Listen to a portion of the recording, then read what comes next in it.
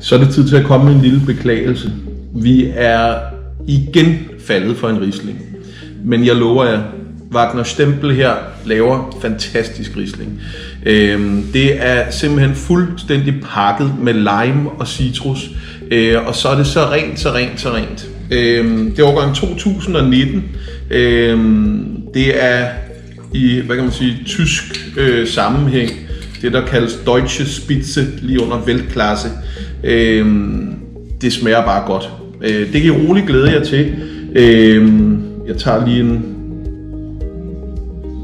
Og der er den her petroleumsduft, som er også et klassisk incitament i duftnoterne på Riesling. Og så har det sådan en fedme, og så har den der friskhed, sådan næsten flintede duft.